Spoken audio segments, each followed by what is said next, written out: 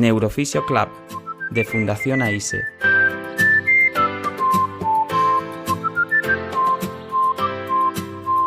Con Yolanda Colodro.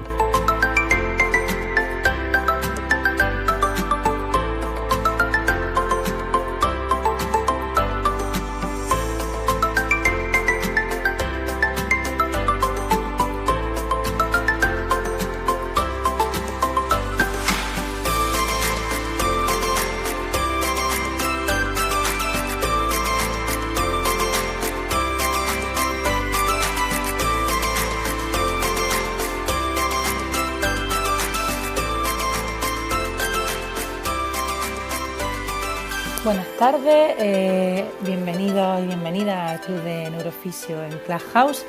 Hoy 12 de mayo de 2021 iniciamos nuestro cuarto episodio en el que vamos a intentar hablar sobre equilibrio y lateropulsión. Vamos a revisar, como ya comentamos en el episodio anterior, dos papers, uno de ORAC de 2012 y otro de DAI de 2020. Y bueno, os animamos a que participéis. Y también queremos recordaros que ya tenemos los episodios anteriores disponibles en podcast. Nos podéis encontrar en Spotify, en iVoox, en Apple Podcast y en Google Podcast, simplemente buscando AISE Conciencia. Sin más, pues bienvenidos Juan, Cedric, que están aquí arriba acompañándome, bienvenidos Pablo, Iria, Ana, Pablo y Álvaro, que está ahí abajo. Acordaros que siempre podéis levantar la mano y uniros arriba para poder debatir y que esto sea bastante más enriquecedor. Y bueno, pues la idea de esta tarde, como ya hemos comentado, es que vamos a hablar sobre equilibrio y control postural y nos dedicaremos un poco más cercanamente al concepto de la lateropulsión. Lo vamos a hacer entre esta tarde y seguramente algunos episodios más, porque son dos artículos bastante completos y de hecho el de ahora pues un compendio bastante completo sobre equilibrio y control postural que os animamos a que busquéis y que reviséis. Y bueno, vamos a empezar a hablar sobre conceptos más básicos. Vamos a seguir un poco la estructura del artículo por si a alguien os apetece tenerlo a mano.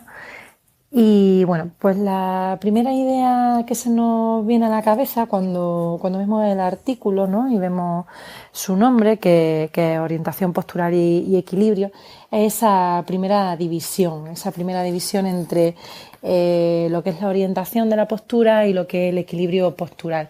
Y precisamente el artículo comienza así, comienza haciendo una distinción entre cómo el sistema de control postural tiene dos metas funcionales bien divididas.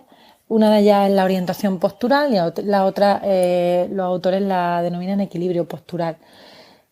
Y bueno, la definición, y si queréis podemos abrir un poco el debate que puede aportar esto en clínica, es pues precisamente el que la orientación postural se describe como la capacidad que tiene el sistema de controlar la posición relativa entre los propios miembros, unos miembros con respecto a los otros, o los propios miembros con respecto al entorno que nos rodea, es decir, lo que en general siempre se habían llamado como reacciones de enderezamiento y de sostén, ¿no?, en la fisioterapia, la neurofisioterapi clásica.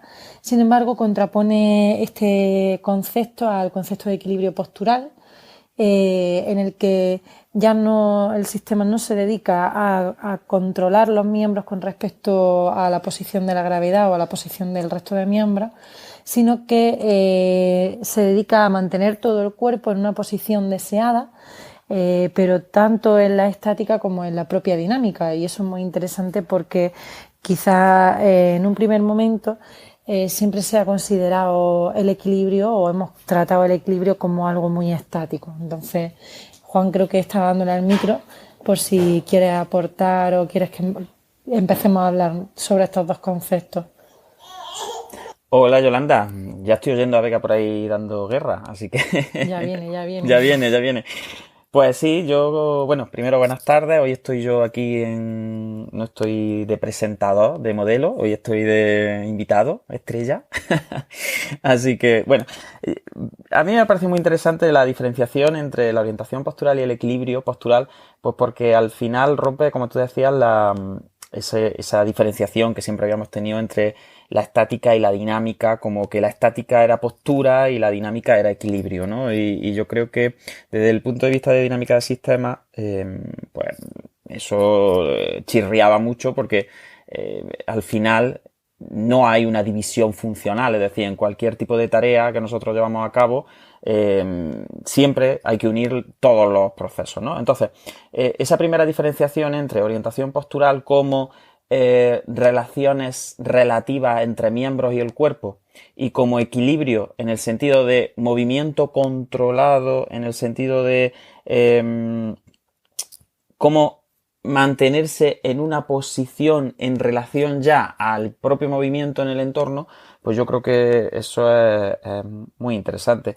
Y sobre todo yo lo que destacaría del inicio del artículo es sobre todo esa visión no estática, es decir, además el autor lo dice claramente, que la postura ya no debe ser considerada nunca más como un estado estático, sino como una interacción dinámica entre el contexto, la tarea y también todos los procesos automáticos. Entonces yo creo que rompe una lanza muy importante y muy revolucionaria al considerar que el equilibrio no es solo automático, no es solo reactivo, no es solo reflejo, no es solo un encadenamiento de reflejos en el sistema nervioso, sino que mete ahí tarea y mete entorno, que yo creo que es una visión muy sistémica, que a lo mejor nosotros, pues los alumnos están ya hartos de escucharnos hablar de esto, pero en un artículo de 2011 sobre equilibrio, pues yo creo que es un rollo bastante potente.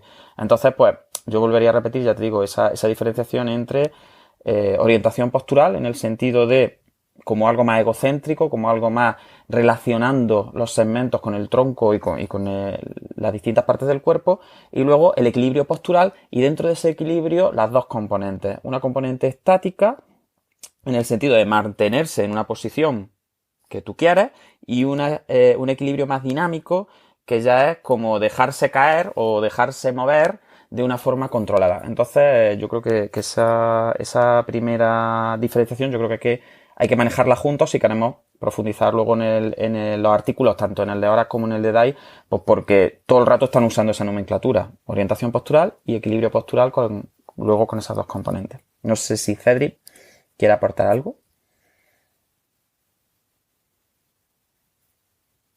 Pues si quiere no lo aporta, así que Yolanda, seguimos.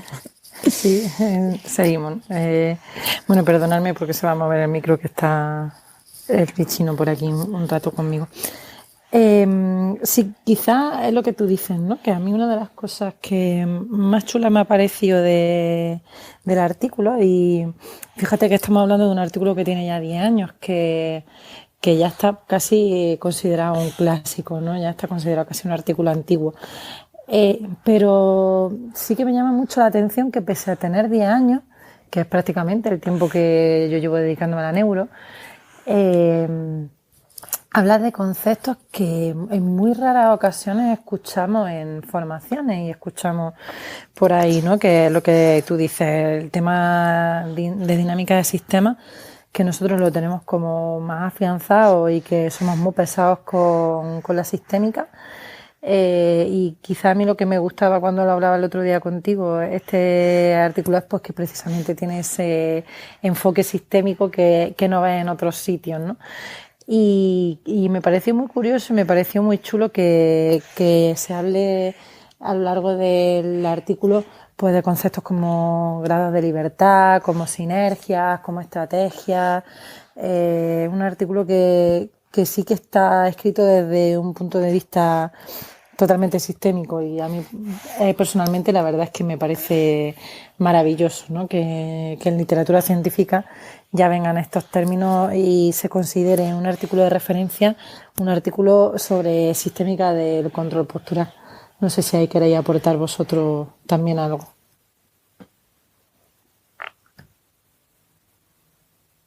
Cedri ha abierto el micro y se ha callado, Ha ha dicho. abierto el micro, ha abierto el micro. Cedri, hombre.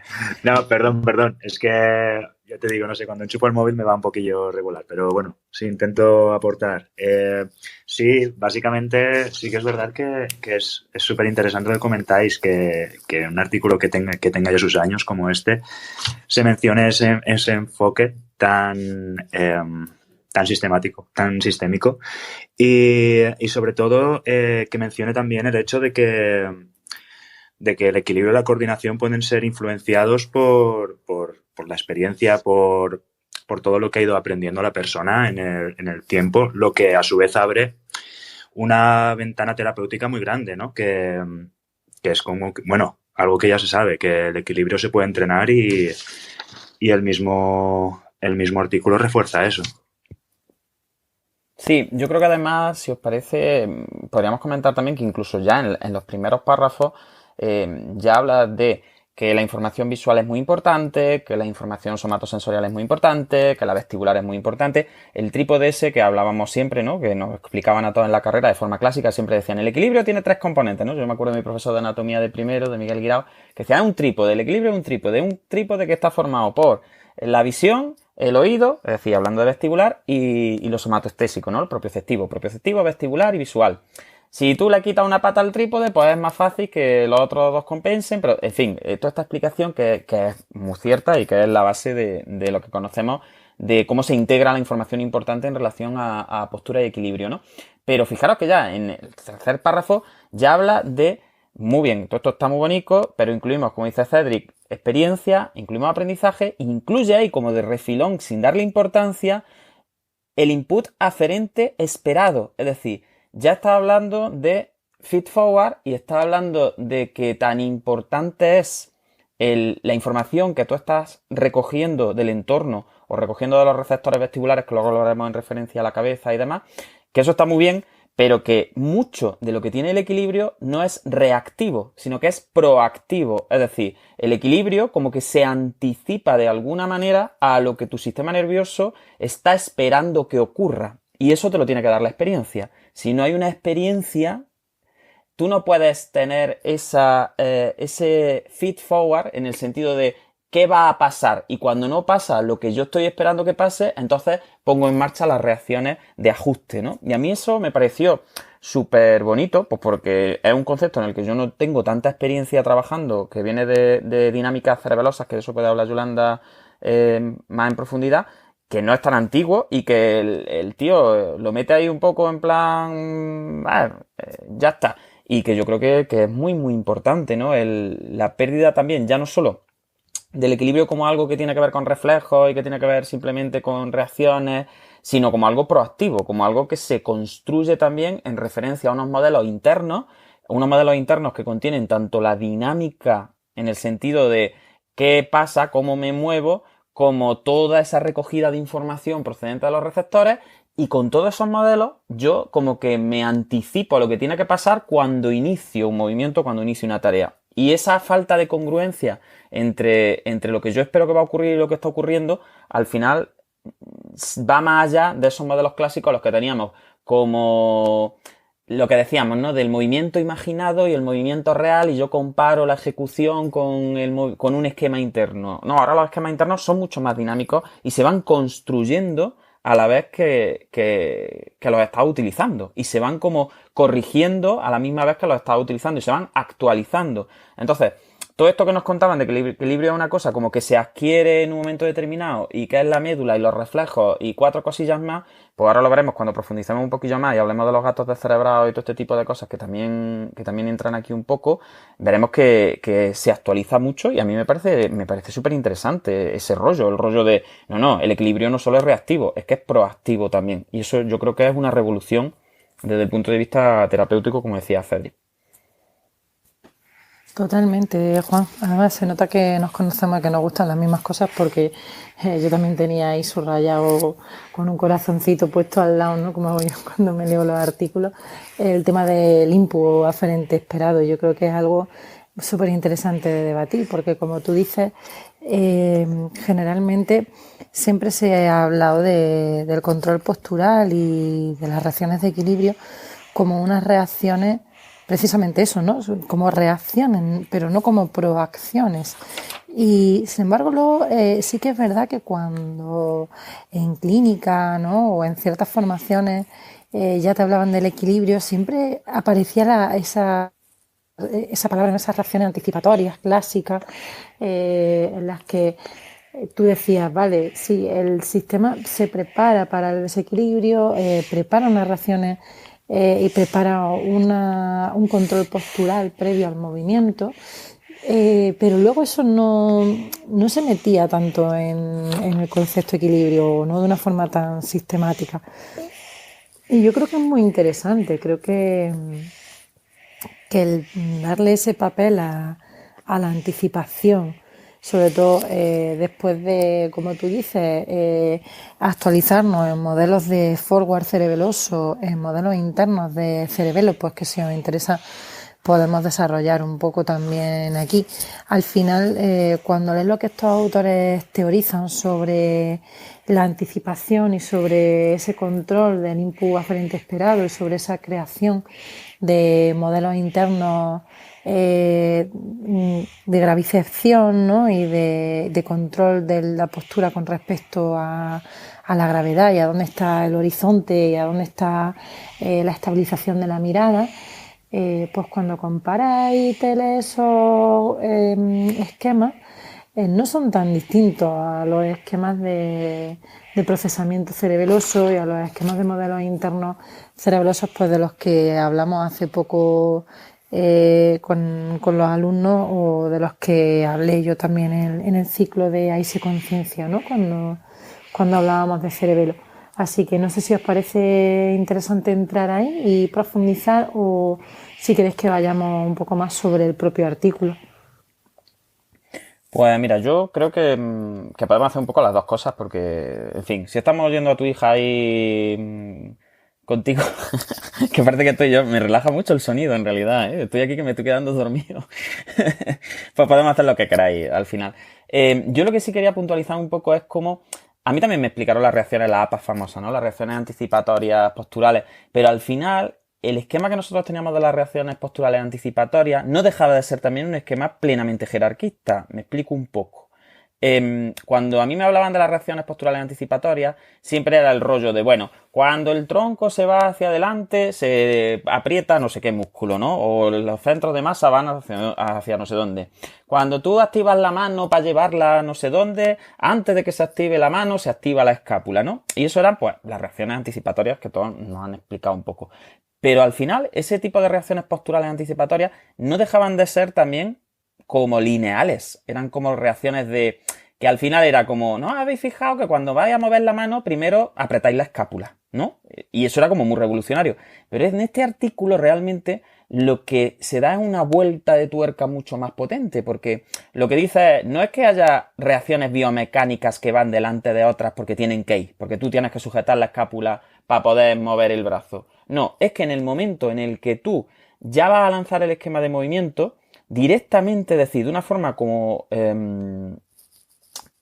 anterior incluso al lanzamiento del esquema y a que el primer músculo se ponga en marcha, tú ya tienes como un modelo anticipado de lo que tiene que ocurrir si todo va como siempre ha ido cuando tú has estado practicando esto. Y entonces eso se combina a la vez con los mecanismos reflejos automáticos abajo. Entonces, a mí me parece maravillosa como esa unión entre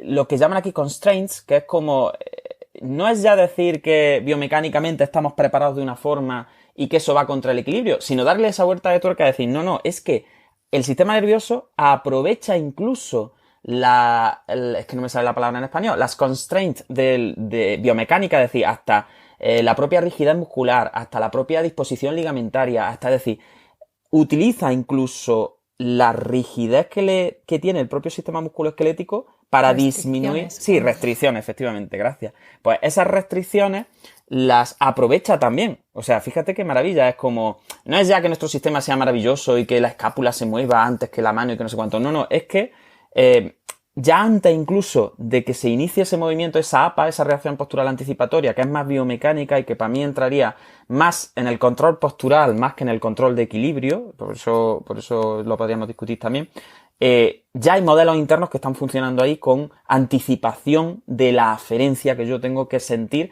porque esto ya lo he hecho antes, porque mi sistema ya está acostumbrado a que las sincronías funcionen de esta forma determinada. Y yo creo que eso es maravilloso. Y luego el concepto, y ahora lo vemos si queréis un poquillo, biomecánico, si entramos en los centros de masa, en las fuerzas y más que los autores desarrollan, pero ese concepto de no, es que yo voy a aprovechar hasta lo duro que esté un músculo, o cómo de torcida esté una articulación, o cómo están colocados los ligamentos para equilibrarme y para mantener la postura, es que a mí eso me parece maravilloso, porque va en contra un poco de todo el evolucionismo raruno de si hasta que tú no tengas no sé qué cosa torsionada, o hasta que tú no tengas no sé qué historia. No, es decir, el equilibrio y la postura nacen y se desarrollan de una forma dinámica utilizando las herramientas que tienen. Entonces, esto que nosotros a lo mejor ya estamos hartos de decir, que es el sistema se apaña con lo que tiene e intenta funcionar con sus recursos lo mejor posible,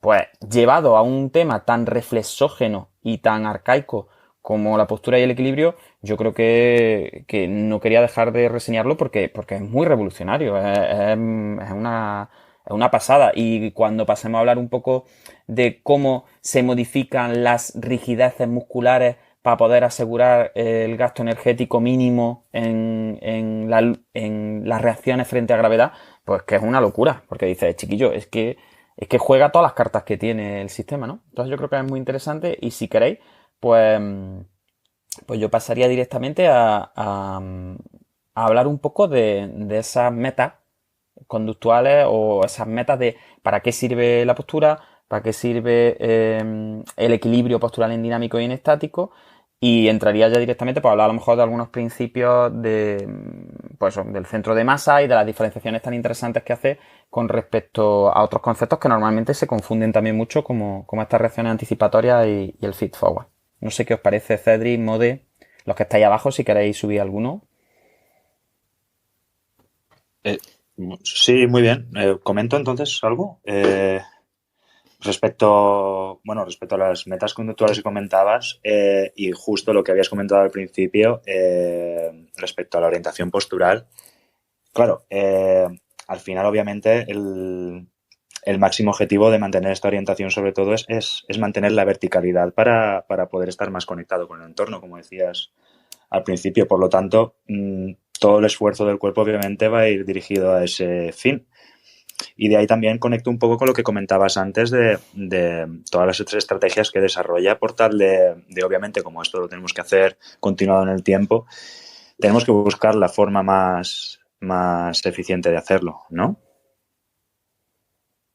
Sí, además, bueno, Yolanda, mira, habla tú un poquillo, anda, y me callo yo. Perdona, ¿sí? No, al revés, habla tú. Sí, como comenta Cedric, sí que es muy interesante, ¿no? Cómo el sistema al final pone todo el énfasis en una meta muy clara, que es mantenerse en la vertical, para mantenerse conectado con el entorno, y su premisa máxima es mantener estable la mirada. Y a mí otra cosa que me llama mucho la atención de este artículo, porque quizás es un tema menos trillado, es mantener la estabilidad también de los vestíbulos, ¿no? Porque al final el sistema vestibular es un sistema muy delicado y que genera muchas dificultades y genera mucha patología cuando está todo el rato informando. Es decir, el sistema vestibular da una información preciosa sobre qué posición tiene la cabeza y sobre qué aceleraciones sufre, pero esa información es tan valiosa que es muy estimada por el sistema nervioso. Entonces, cuando recibimos mucha información, al final el sistema cae, ¿no? Y se pone malo, empieza a haber pues, los típicos vértigos, o empieza a haber problemas de orientación postural que luego podemos ir analizando. Y me pareció muy interesante esa doble vinculación, que podemos hablar también si os interesa. Y añadir así un poco como puntilla, ¿no?, a lo que estaba diciendo Juan sobre el input esperado, porque creo que algo que es importante remarcar es que el input esperado que maneja el sistema nervioso ni siquiera un input de qué movimiento espero, sino que es un input sensitivo y sensorial. Estos autores ya lo remarcan y eso luego en los modelos de procesamiento cerebeloso se vuelve a remarcar mucho y es algo que a mí me parece muy interesante. Y es que el sistema nervioso no entiende de otra cosa que qué percibe del entorno y qué percibe de su propio cuerpo, y con eso es con lo que tiene que construir su propia identidad, su propio eje, cuando ahora hablemos un poquito de la orientación postural. Y con eso tiene que construir también esa diferenciación, ¿no? Y esa incoherencia entre qué es lo que estaba esperando y qué es lo que recibe, pero siempre en términos de información sensorial, que creo que es algo que es importante que remarquemos y que dice mucho en clínica, porque al final quizás los terapeutas pecamos mucho de dar mucha información de tipo verbal, una información muy consciente y muy en, fíjate qué movimiento estás haciendo, mira cómo se mueve la mano o mira cómo estás colocado frente a un espejo. Y precisamente ese tipo de input es el que menos entiende el sistema nervioso. Quizás en este punto podríamos sacar claves terapéuticas en cuanto a qué tipo de aferencia prefiere el sistema nervioso cuando está manejando. Uy, Yolanda, te has muteado. Sí, mm, es verdad. Estaba justo dejando ver.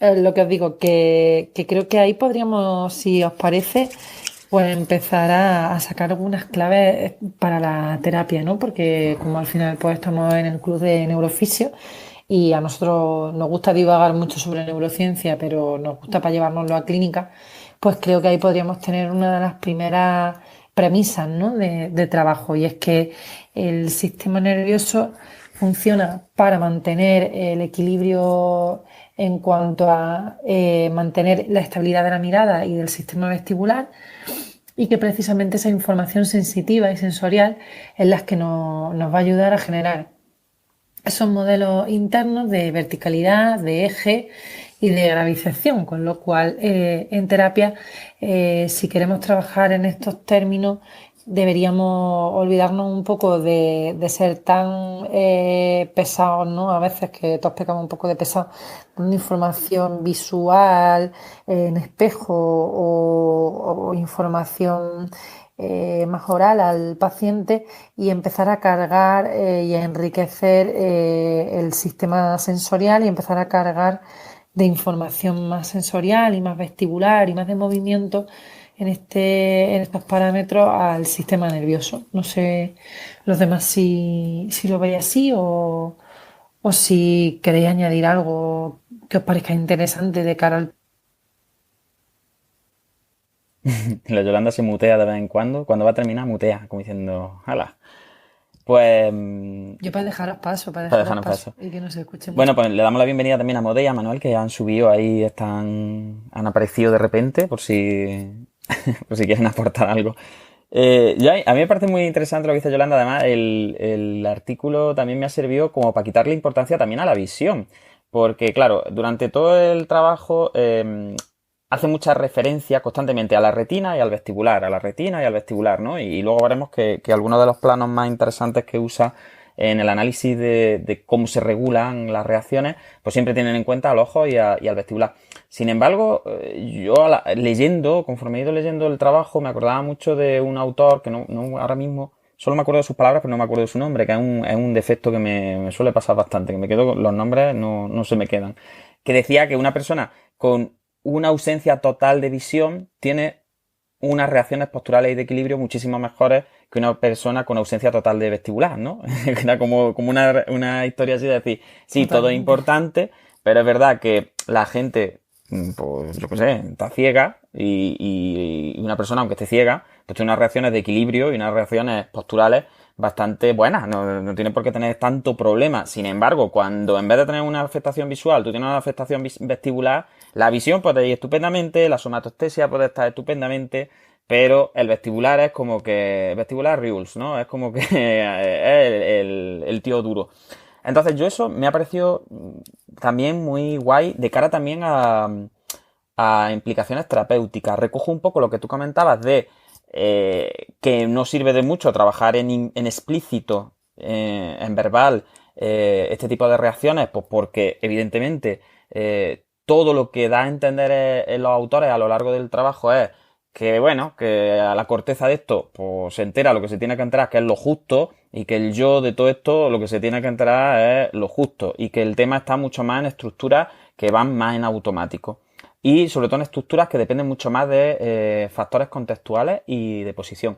Pero yo, junto a la primera reseña, el primer tip gordo, que sería no trabajéis en explícito equilibrio y postura, o si queréis ya, adoptando un poco la nomenclatura nueva, ¿no?, de este artículo, no trabajéis en estático, perdonad, no trabajéis en explícito ni la orientación ni el equilibrio postural, ¿no?, si queremos ya ir como acostumbrándonos.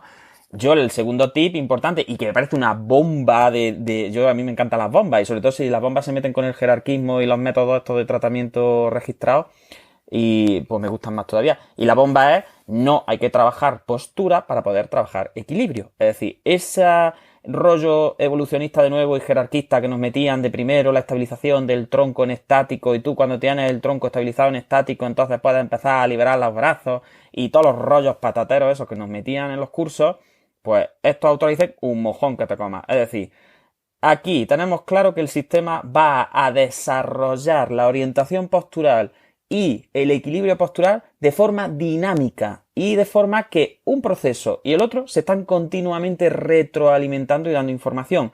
Por lo tanto, tú puedes adquirir orientación postural en estático trabajando desde la dinámica, porque, para empezar, y eso sí, es un poco jerarquista en el sentido sistémico de autoorganización, pero lo entenderéis todos fácilmente también desde la sistémica, o sea, un falso jerarquismo. Al final, las reacciones de equilibrio están primadas sobre las reacciones de alineación postural. Es decir, y esto el ejemplo que pones muy claro, es si tú vas andando y te vas a caer de boca, o tienes que ir andando por una cosa muy estrecha, al final tú llevas el tronco hacia adelante, pierdes la alineación de tronco en favor del control del centro de masa. Entonces, al final es como que el equilibrio dice, sí, la alineación y la orientación postural, y que tú tengas los segmentos bien colocadicos, egocéntricamente decís, con respecto a tus propias referencias, eso es importante, pero lo más importante es el equilibrio. Entonces habla un poco como y utiliza incluso el término jerárquico, pero no hay que entenderlo desde el punto de vista jerárquico de control motor, sino que hay que entenderlo desde el punto de vista de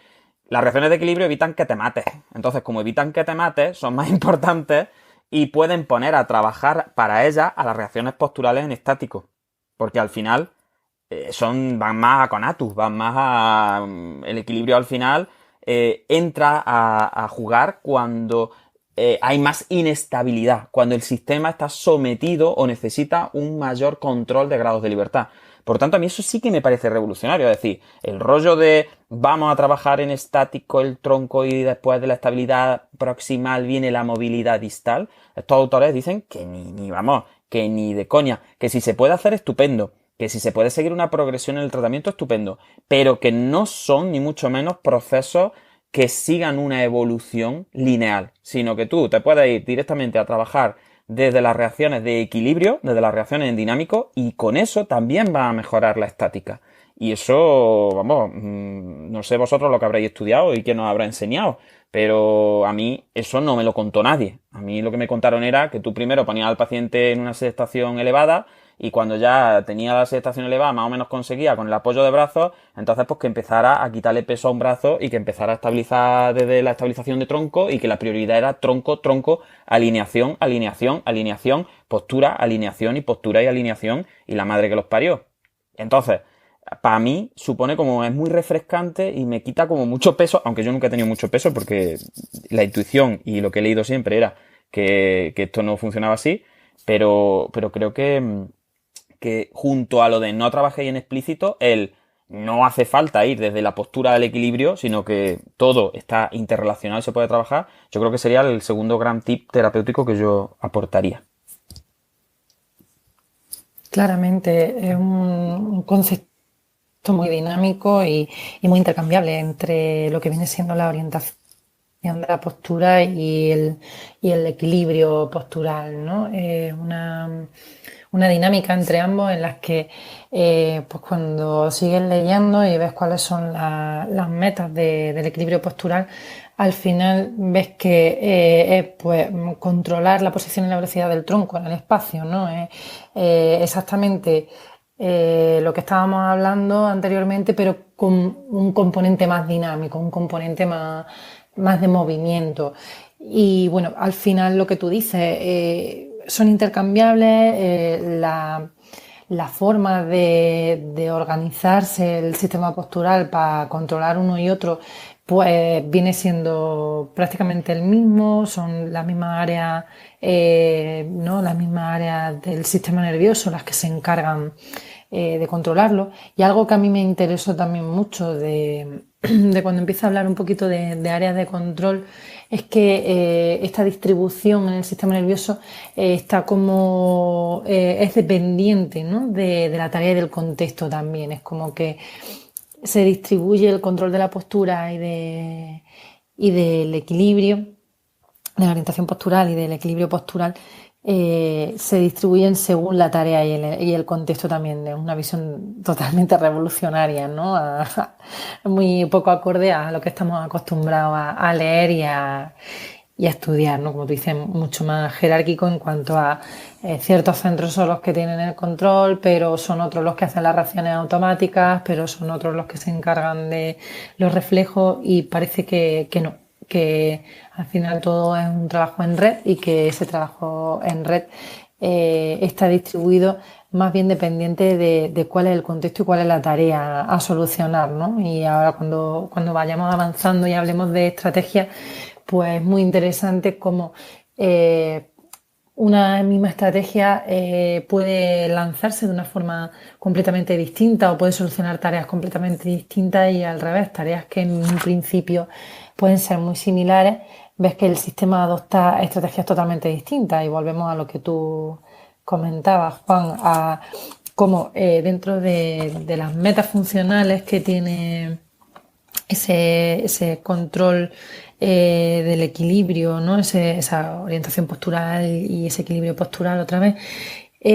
Pues cuando los autores hablan del término postura, como un término mucho más general que el que estamos acostumbrados, pues le dan como distintas metas o distintas cosas que coordinar, ¿no? Al sistema nervioso.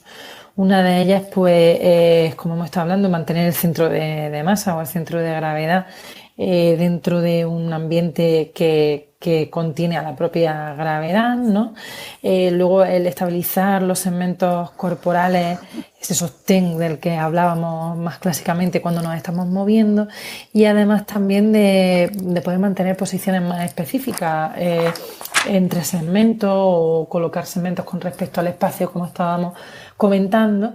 Pero estas tres funciones, digamos, estas tres premisas con las que trabaja la postura, no siguen ese orden jerárquico que clásicamente nos habían comentado, sino que unas pueden priorizarse con respecto a otras dependiendo de qué tarea vamos a cumplir. Y si ahora voy a cumplir una tarea en la que lo principal es, pues lo que tú decías, ¿no? Bajo una cuesta y no me voy a matar, pues da igual cuál sea la alineación entre unos segmentos y otros en este momento, porque lo importante es mantener el centro de masa dentro de mi base de sustentación.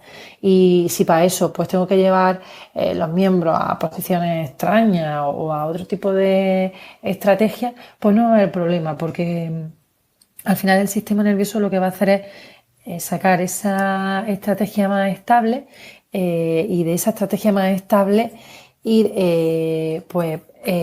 dando prioridad a lo que en cada momento la tarea y el contexto nos va a ir exigiendo, y eso es maravilloso, ¿no? Como un mismo sistema con unas mismas capacidades y unas mismas formas de funcionamiento, pues prioriza a veces la estabilidad, a veces el movimiento, y bueno, creo que eso también es importante que lo tengamos en cuenta en tratamiento, porque al final el sistema va a priorizar lo que es significativo para él en ese momento, con lo cual cuando estemos funcionando en terapia, pues tenemos que tener muy claro que lo significativo para el sistema puede no ser lo significativo para mí, y de ahí pues ir lanzando o posibilitando que si en un momento dado queremos trabajar más en estático, pues tendremos que facilitar con el contexto y con la tarea que propongamos que ahora el sistema priorice la estabilidad del tronco, por ejemplo,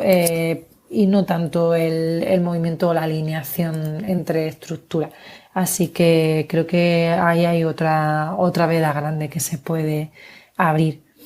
Si seguimos avanzando sobre lo que comenta el artículo, creo que otra cosa, otra cosa que me llamó a mí bastante la atención, que sí que la suelo comentar yo bastante con los alumnos cuando hablamos de equilibrio, y que creo que es algo que podemos también analizar de cara al trabajo clínico, es cómo esa estabilización que prioriza el sistema nervioso va a ir en contra de dos grandes tipos de fuerzas. En un primer momento, fuerzas que son más externas, que son las clásicas que hemos usado siempre para el trabajo de equilibrio, de vale, pues te pongo en un BOSU y haces equilibrio, o te empujo o tal.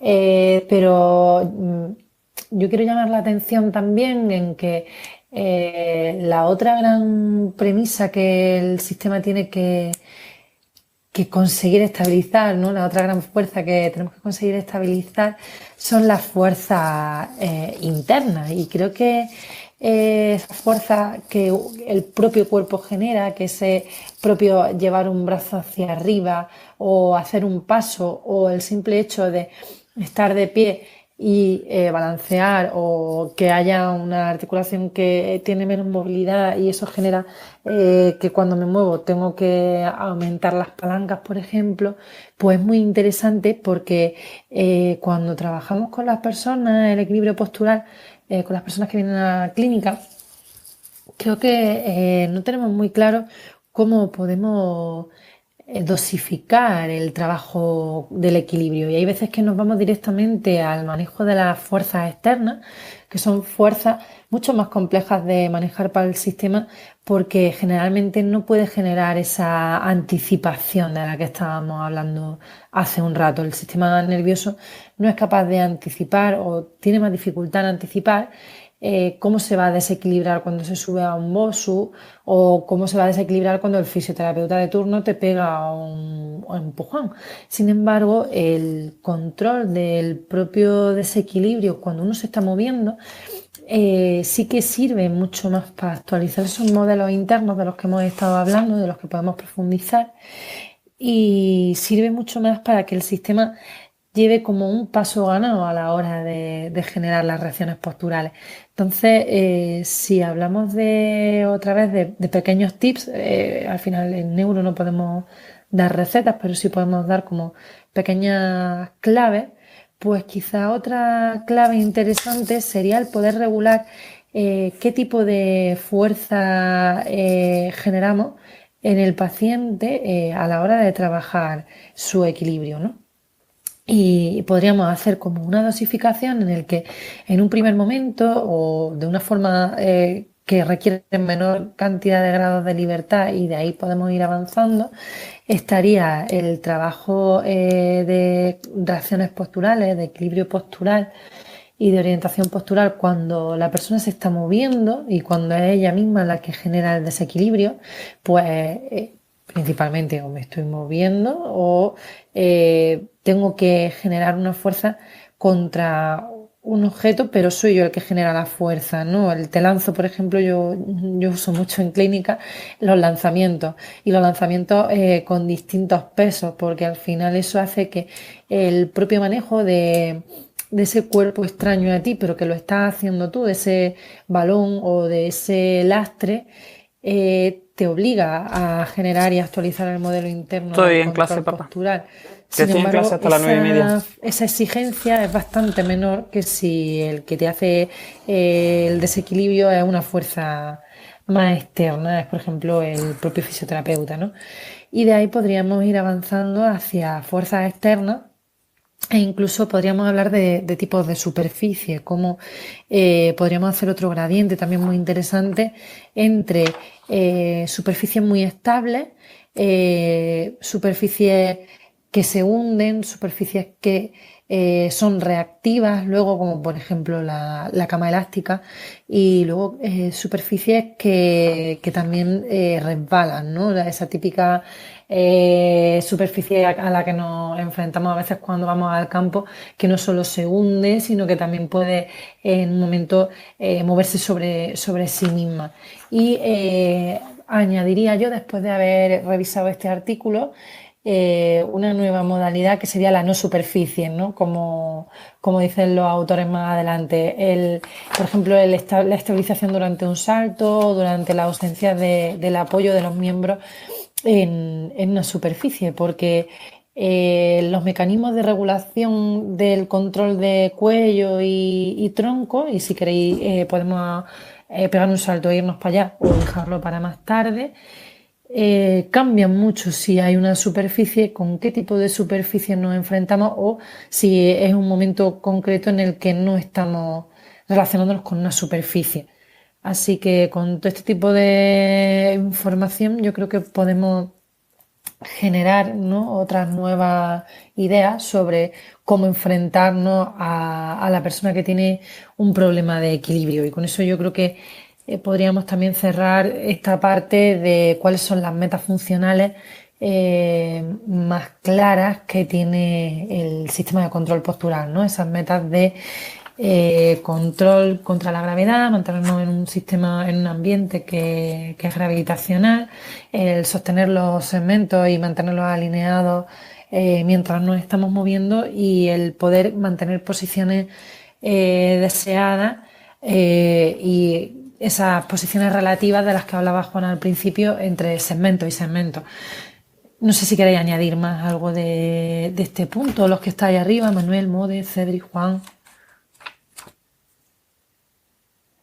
Bueno, pues yo añadiría, bueno, me llama mucho la atención, aparte de lo que estás comentando, el hecho de que los autores nombran a gente que escribió ya en el 92, ¿no? Una de las referencias que hacen, pues, son artículos escritos en los años 90 que dicen directamente, en relación un poco a lo que estábamos comentando, que uno de los problemas principales que tenemos en la investigación es que casi todos los artículos, como están muy influenciados por las escuelas jerarquistas, al final se basan en cómo la persona estabiliza el tronco mientras hace cosas. Entonces, pues el principal output de los estudios suele ser la estabilización del tronco, que a ellos le dan mucha importancia también, evidentemente, y lo podemos ir desarrollando ahora ya cuando hablamos de principios más biomecánicos, ¿no? Que yo creo que podríamos ya empezar a hablar de eso.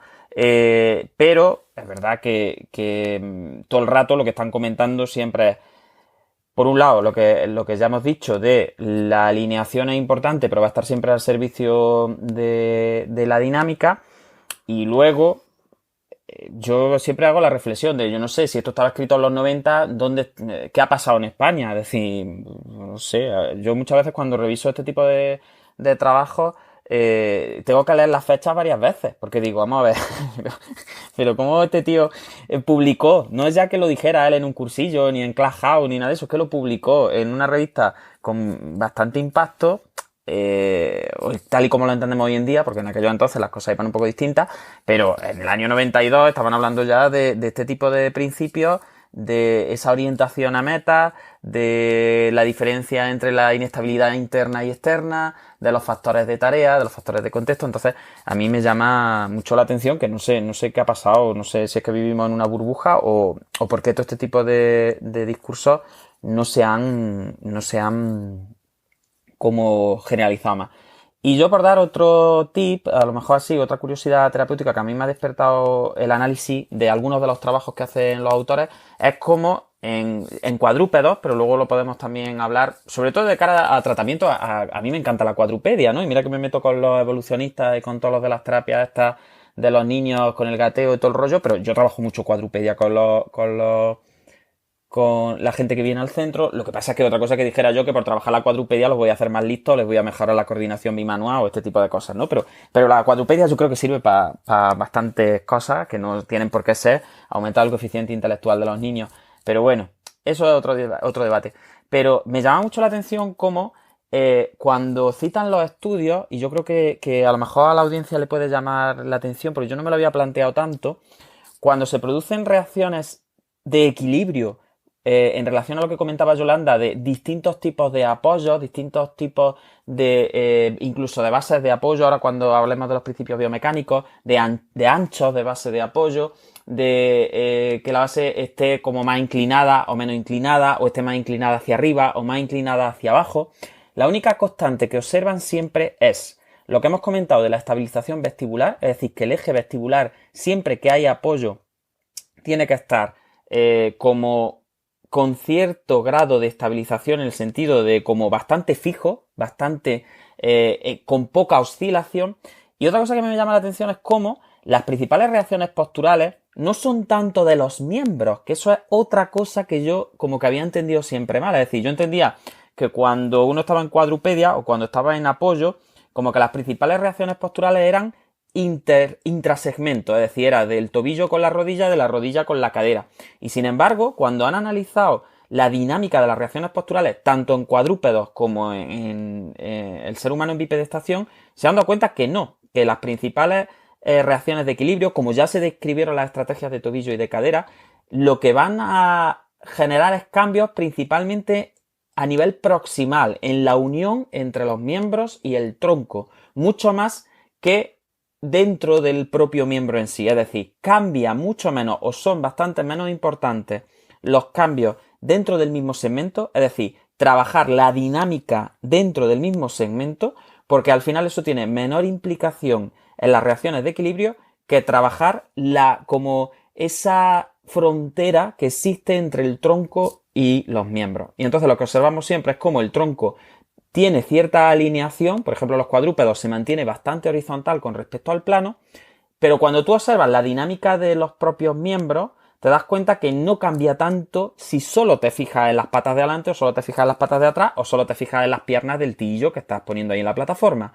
Es decir, la pierna no cambia tanto. Lo que cambia sobre todo es esa relación que existe entre el centro de masa en el tronco y los miembros. Entonces a mí eso me parece muy interesante porque muchas veces le damos mucho énfasis a los miembros en las reacciones de equilibrio, en las posturales no se trabajaban directamente porque solo se trabajaba tronco de forma clásica, pero es verdad que las reacciones de equilibrio muchas veces le damos mucha importancia al trabajo de los miembros, a las reacciones de apoyo, no sé cuánto, y realmente lo que estos autores han demostrado es que, o por lo menos lo que han leído, es que cuando uno va a agarrar algo arriba, habría como una especie de activación en el tronco que es muy similar a la que habría cuando tú te vas a apoyar. Lo que pasa es que, claro, cambia pues el cierre de cadena y cambian otras características, pero al final, como que la coordinación, que es lo que a donde quiero llegar, no sé si se me entiende, la coordinación intrasegmento, es decir, la coordinación del miembro superior en sí mismo, no cambia demasiado en una reacción de agarre y en una reacción de apoyo, porque lo que va a cambiar sobre todo es la reacción que tú obtienes con respecto al plano en el que te apoyas o al plano que no tienes. Y luego ya para terminar esto, y si queréis meternos y abrir un poquillo las voces, a mí me ha llamado muchísimo, pero vamos, una barbaridad la atención que estos autores defiendan cuando hablan de centros de masa, y ahora ya nos metemos en principios biomecánicos y todo lo demás. O bueno, mira, si queréis vamos a plantear directamente, vamos a abrir el foco y luego ya nos metemos, porque si no voy a empezar yo ya con los principios biomecánicos y quiero escuchar qué opina la gente de lo que llevamos, si queréis.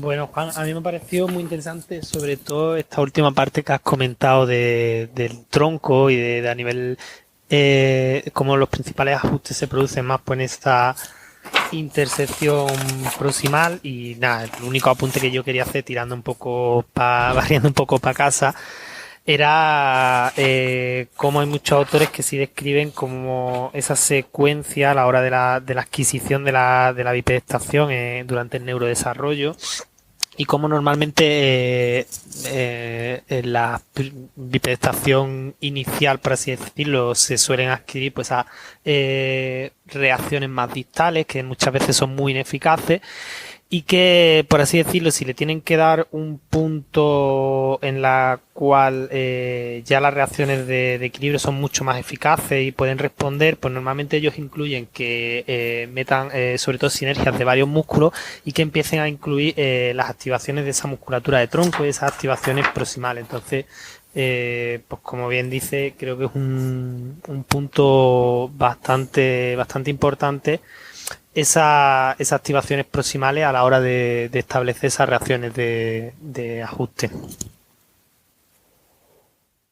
Sí, sobre todo porque yo creo, Manuel, también que ha habido como una... Y creo que también se puede extrapolar de algunas partes del trabajo de Orac, y en el de DAI también aparece un poco, el hecho de que ha habido como una especie de interpretación de los datos de laboratorio, ¿no? Y también cuando nos hemos puesto antes, por ejemplo, Yolanda hablaba de la importancia del trabajo en implícito todo el rato, pero muchas veces cuando nosotros hablamos del trabajo en implícito, parece que es que no podemos llevarnos la atención hacia la parte explícita de la tarea. Me explico.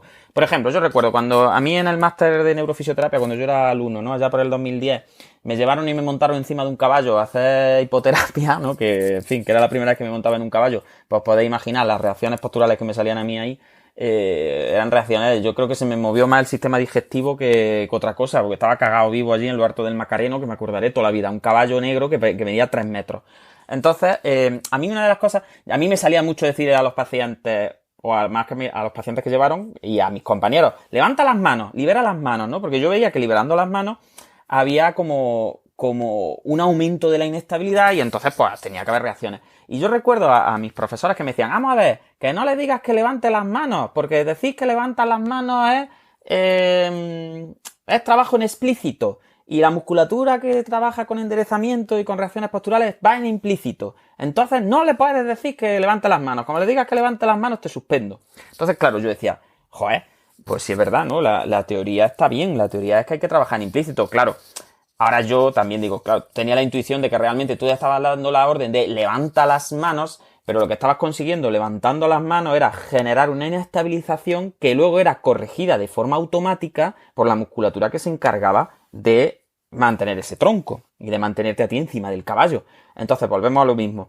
El rollo, y esto creo que sí es importante, y quizá con esto quería terminar mis aportaciones sobre lo anterior y meternos ya directamente en principios biomecánicos. Yo creo que lo importante aquí es no confundir tampoco el trabajo en implícito puro con el trabajo en implícito que también se puede hacer dando órdenes en explícito, es decir, orientando a tareas que sí requieran un control voluntario, pero que esa tarea, por su naturaleza, genere activaciones en implícito. Lo que quiero reseñar aquí y lo que hay ya bastante evidencia es la no importancia, por no decirlo de una forma un poco más burda, de trabajar directamente en explícito las propias reacciones posturales. Es decir, todo esto de la manita al pecho y empújame la manita para arriba y déjate llevar y no sé qué, no sé cuánto y te desplazo el esternón hacia adelante y te desplazo el esternón hacia detrás. No, mire usted, el esternón lo tiene que desplazar el paciente en automático. Ahora, que para que el paciente desplace el esternón en automático y equilibre ese centro de masa, tú quieres decirle que tire un dardo, que es una actividad muy explícita, que requiere de un control atencional brutal. Pues mejor si usted lo trabaja así, tirando un dardo y quitándole los apoyos y que la criatura tenga que estar pendiente de dar con el dardo en el centro de la diana.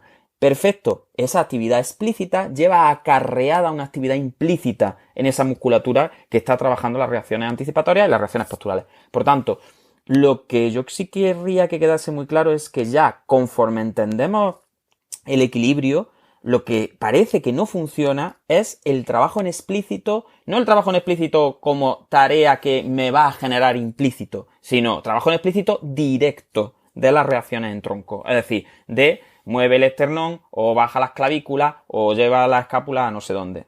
Aunque podamos utilizar luego todo ese tipo de trabajo en explícito también con lo que comentaba Manuel, ¿no? No es tanto que no trabajemos los miembros en distal, es, vale, el trabajo intrasegmento en miembros es útil siempre que ese trabajo de intersegmento sea la criaturica va gateando, levanta una mano y entonces al levantar la mano se cierra la base de apoyo, se tiene que desplazar el centro de masa hacia el lado del apoyo y entonces toda esa musculatura posterior tiene que trabajar en implícito estabilizando, mientras a lo mejor la criaturica va a coger una pelota roja y a lo mejor el coger la pelota roja es una tarea muy explícita y muy voluntaria, pero nosotros estamos utilizando esa tarea explícita y voluntaria para la activación postural.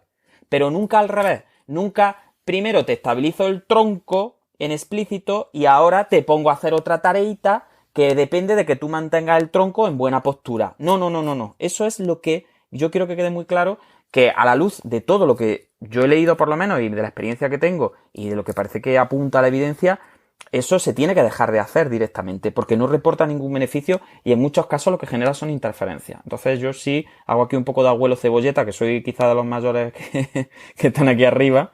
Y bueno, el Cedric no sé la edad que tiene, porque Cedric es atemporal, él solo es una voz maravillosa.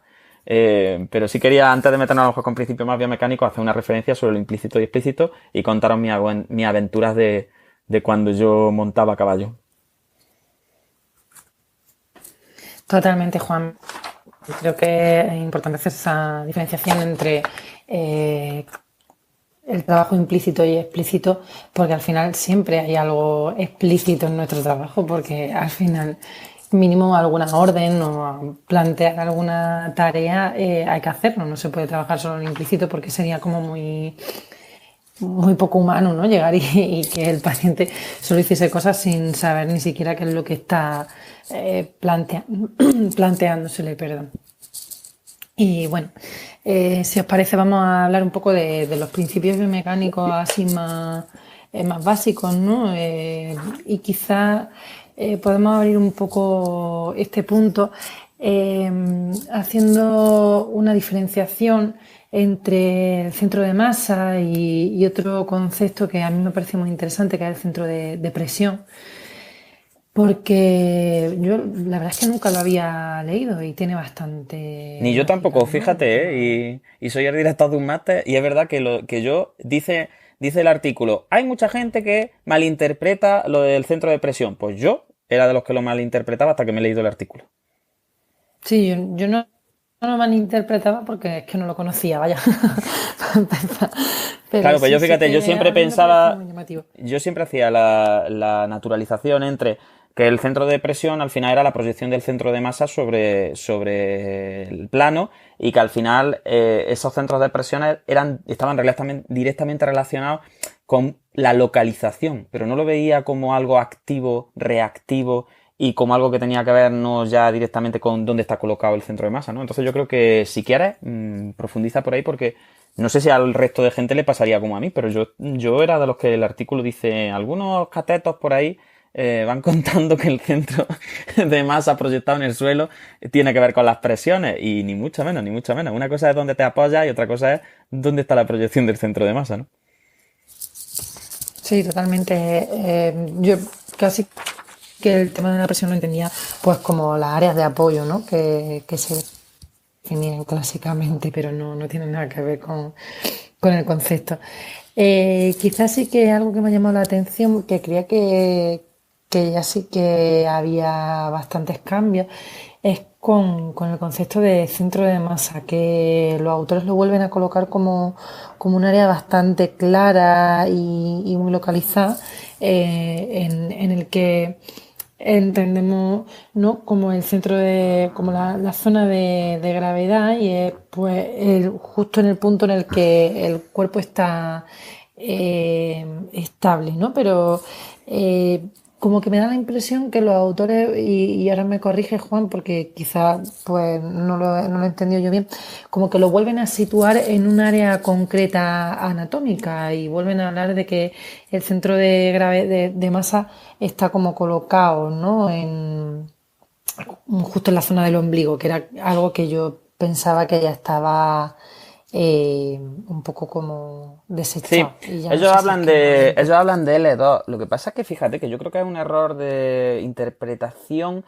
Es verdad que leyendo el trabajo da la sensación, pero luego cuando lo combinas con otras partes no cuadra que los autores piensen eso realmente, porque fíjate que volviendo al centro de masa, que más o menos es un concepto que todas tenemos, es intuitivo, ¿no? Es como un punto en el que recae la acción de la gravedad y que ellos localizan en L2, más o menos a la altura de L2, porque ellos todo el rato hablan de que el centro de masa del tronco y el centro de masa global se suelen como hacer el mismo, porque al final lo que más nos pesa a nosotros es el tronco. Entonces, como lo que más nos pesa es el tronco, pues el centro de masa de tronco y el centro de masa global pues están situados un poquito más arriba, un poquito más abajo, pero están cercanos.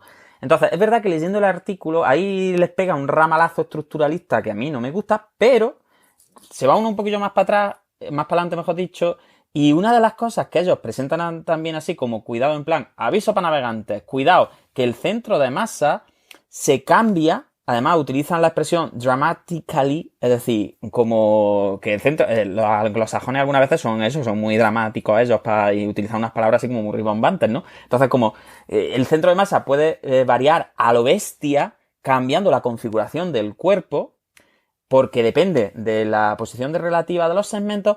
Incluso hay una frase que a mí me parece maravillosa que dice, incluso, de hecho, el centro de masa se puede colocar directamente fuera del cuerpo. Es decir, entonces, claro, aunque es verdad que leyendo algunas partes tienen ese tufillo estructuralista del centro de masa se localiza en L2, yo creo que es porque a lo mejor no quisieron como citar y no llegaron a citar a los autores clásicos que todo el rato hablaban de esto, pero luego a ellos se ve que les va la marcha y directamente, que yo lanzo también esa idea, que no sé si se os había ocurrido a vosotros, de que el centro de masa, aunque sea un centro de masa, puede estar colocado en un sitio que no tiene masa. O sea, puede estar colocado directamente fuera del cuerpo dependiendo de dónde estemos moviéndonos. Entonces yo creo que ese rollo también es un impacto brutal en la línea de flotación de las teorías que nos han vendido normalmente de tratamiento postural. Porque siempre tú lo que movías era los centros de masa, que unos llamaban puntos clave, que otros llamaban proyecciones de no sé qué, que otros llamaban puntos importantes o puntos genéricos, no sé qué.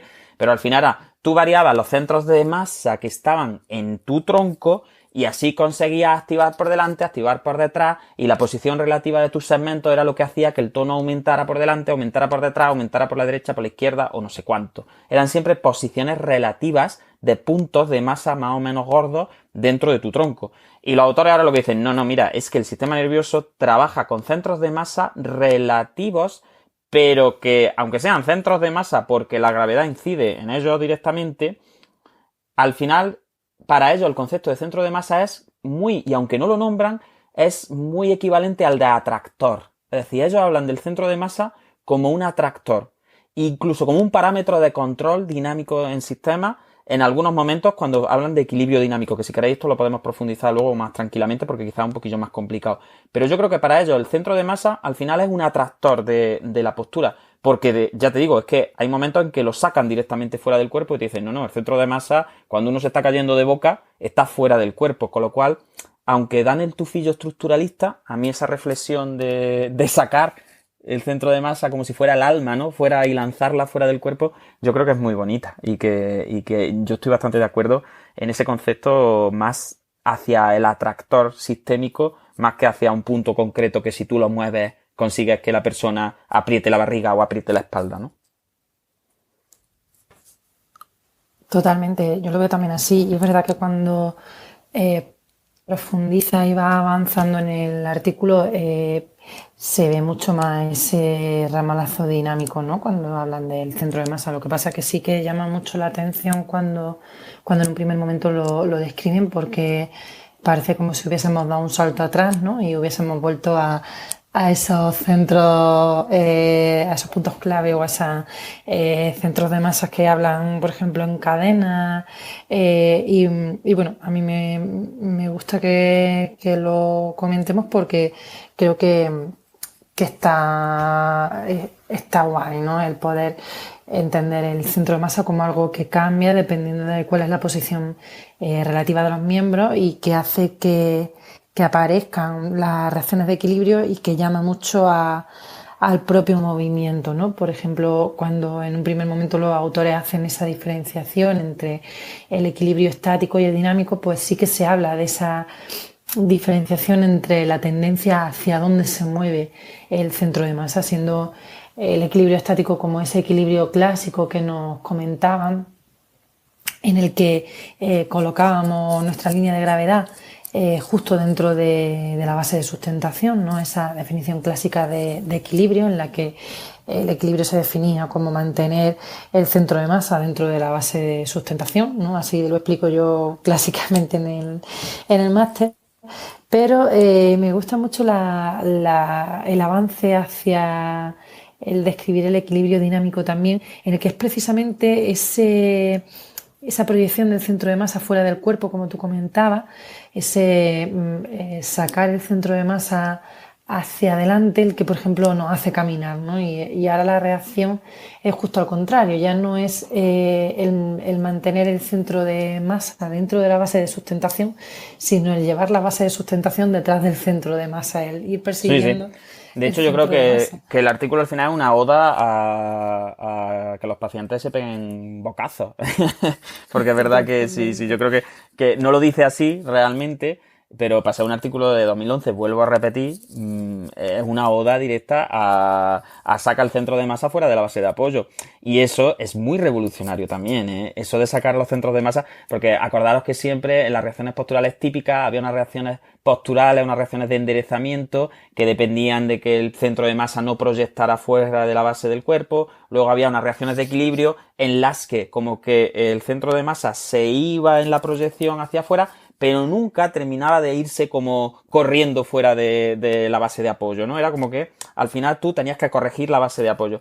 En este caso, los autores revisan varios trabajos en los que directamente te dicen, mira, es que trabajar en estático luego no tiene por qué tener grandes implicaciones en la dinámica, y lo dejan también muy claro porque dicen, es que cuando uno va caminando y en cualquier tipo de locomoción, como vivimos en un planeta con gravedad y como tenemos que aprovechar la gravedad, no tenemos que luchar contra ella, porque luchar contra la gravedad en un planeta con gravedad, como yo digo siempre, es de tontos y el sistema nervioso no está para eso. Al final, en cualquier forma de locomoción, el centro de masa es muy raro que caiga en la base de sustentación. Entonces, fíjate, es que es muy chulo, porque es como que sí, que está muy bien, que son, como decía Manuel antes, como prerequisitos, precursores del equilibrio dinámico, las reacciones posturales, pero que al final, como hablaban, por eso te digo que a mí me suena mucho al concepto de atractor, y en este punto ya me suena mucho al concepto de parámetros de control en dinámica del sistema, al concepto de hay un factor que cuando varía mínimamente, la reconfiguración de todo el sistema genera un modo de funcionamiento que es totalmente nuevo y que no es una evolución del anterior. Lo que siempre resumo yo como correr no es andar cada vez más deprisa. Hay un momento en el que tú andas, aumentas la velocidad, andas más deprisa, y hay un momento en el que ya trotas y corres. Y ese esquema de carrera no es la evolución de voy andando cada vez más rápido, es un esquema nuevo que surge, que emerge de este funcionamiento. Entonces, por eso te digo que cuando uno profundiza un poco en el artículo, yo creo que el concepto de centro de masa que utilizan es más centro de masa como eso, como algo que cuando varía de posición en referencia a la altura y en referencia a la proyección que tenemos sobre el apoyo, porque al final vivimos en un planeta con gravedad, y también me hace mucha gracia cuando comentan que una de las pocas formas de cambiar la biomecánica en referencia a estas reacciones posturales es estar mucho tiempo en el espacio. No sé si es que me imagino que habrán revisado algún artículo en el que alguien haya estado mucho tiempo en el espacio flotando y entonces hayan visto que todo esto cambia. Pero en el planeta en el que estamos, pues al final dependemos mucho de ese centro de masa como atractor. Entonces, vuelvo a resumir, el rollo de cuando uno va moviéndose, cuando uno camina, gatea o hace lo que sea, el centro de masa es muy raro que caiga en la base de apoyo. A mí me encanta, porque al final es como nos movemos desequilibrándonos y controlando el desequilibrio, y utilizamos a la gravedad como propulsora en nuestros desplazamientos. Es decir, al final lo que hacemos cuando caminamos o cuando gateamos o cuando hacemos lo que sea es como lanzarnos al vacío, a aprovechar esa energía que nos da la gravedad y mediante contactos con la superficie ir graduando, ir sujetando la oscilación, y al final lo que hacemos es caernos de forma controlada, y mediante la caída controlada repetida nos desplazamos. Entonces, claro, ese concepto de la estática como generadora de dinámica, vuelvo a repetir, soy muy pesado, se cae de nuevo desde los cimientos, porque la estática no puede generar dinámica, porque la dinámica tiene funcionamiento que se basa precisamente en este me caigo, no en estoy tan controlado que empiezo a moverme, sino en me caigo, reacciono y entonces me muevo. No estoy ya muy bien colocado, estoy con una postura estupenda y entonces ahora ya estoy preparado para empezar a moverme. No. Ese salto es como el salto entre andar y correr. Hay un momento en el que la postura deja de ser postura, en el sentido clásico, no en el sentido de estos autores, porque en el sentido de estos autores está claro que hay un ramalazo sistémico brutal. Pero a mí me parece apasionante ese concepto y yo lo voy a incorporar, cuando explique equilibrio lo voy a incorporar porque creo que es muy, muy guay.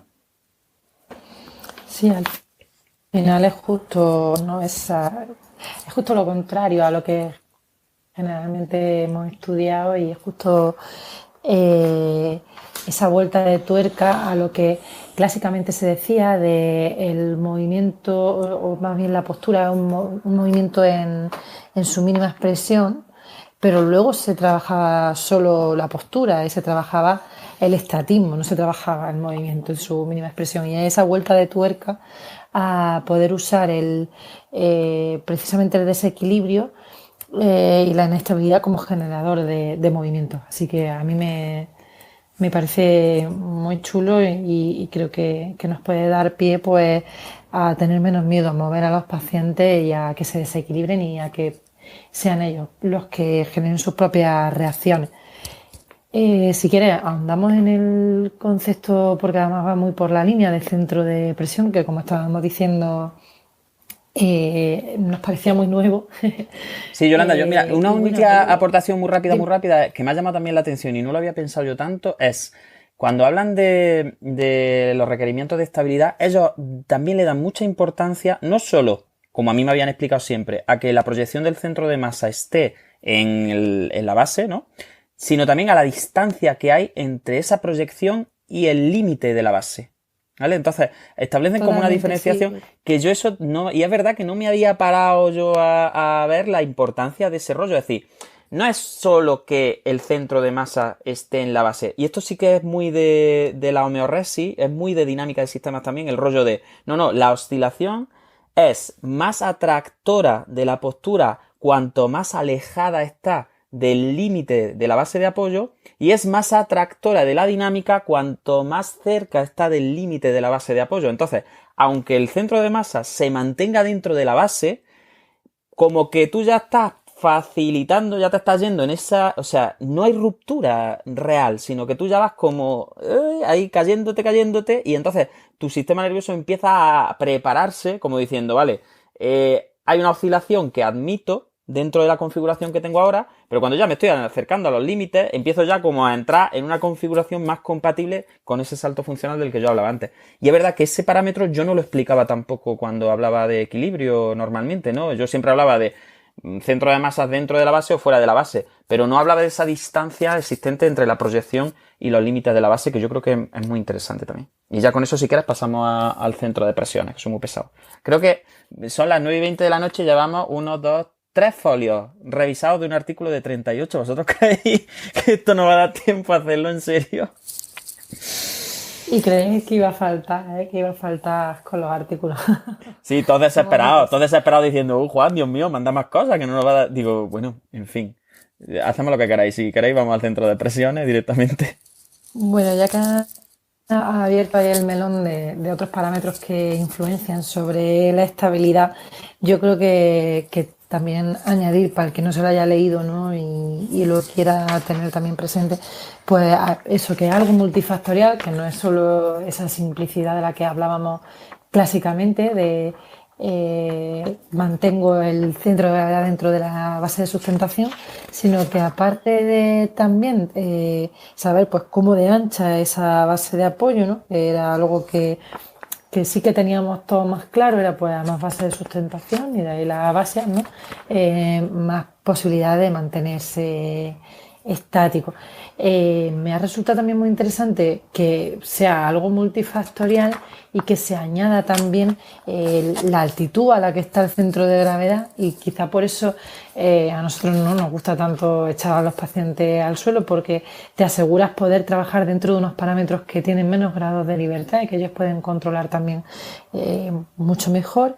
Y luego también me llama mucho la atención, y no me lo había planteado, el tema del peso, porque pensándolo, ¿no? Cuando lo leí, pues claro, el peso influye en tu estabilidad, pero puede influir tanto en positivo como en negativo, porque si al final está estático, aumenta, sería un atractor para el estatismo, porque al final como que el centro de masa, ¿no? Pum, cae mucho más estable en el centro de la base, pero a la vez facilita mucho más la movilidad en el momento en el que el centro de masa se va fuera, con lo cual hay un parámetro que me llamó mucho la atención cuando lo leía, porque claro, cuando lo interpretas pues puede ir en los dos sentidos, ¿no? Puede ser facilitador de la estabilidad, pero también puede ser facilitador de la dinámica, precisamente dependiendo de la tarea y del contexto y de la alineación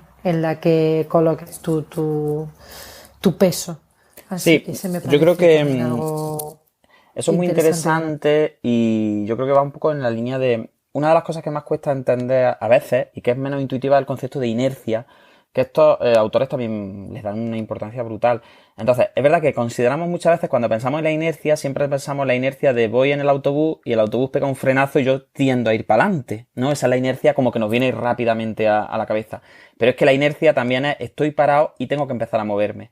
Entonces, claro, el peso del cuerpo, como tú comentas, y es muy llamativo, ellos lo meten como también en esa doble, y en clínica se ve mucho, en esa doble como relación de, claro, si tú estás parado, estás en la estática, el peso lo que favorece el estatismo porque lo que cuesta es romper la inercia del estatismo, pero si te estás moviendo lo que cuesta es frenarlo y al final favorece la dinámica y favorece que aparezcan reacciones de equilibrio, porque ahí la inercia es a parar el movimiento. Entonces ese concepto de la inercia ahí como el yin y el yang un poco, ¿no? Un poco ahí metafísico de, es que la inercia no es solo dejar de moverse, la inercia también es empezar a moverse. Tenemos inercia a estar quietos y cuesta arrancarnos y luego tenemos inercia de movimiento y lo que cuesta es pararnos, ¿no?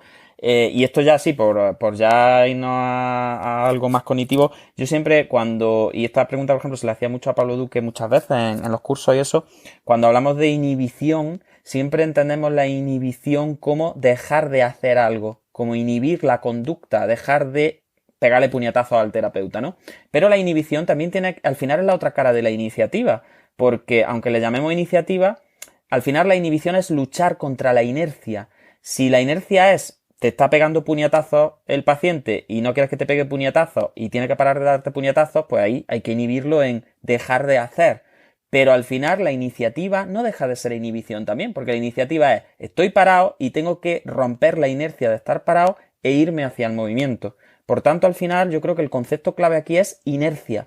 La inercia como si estás quieto, quieres seguir estando quieto y si estás en movimiento quieres seguir moviéndote y entonces los mecanismos de control tienen que ir en un caso contra el estatismo y contra la dinámica, pero en los dos casos al final son mecanismos de control de la inercia. Entonces ese concepto yo creo que también es interesante tenerlo en cuenta porque muchas veces como que parece que son dos procesos distintos, el empezar a y el dejar de, y desde el punto de vista de dinámica del sistema al final son como las dos caras de la misma moneda.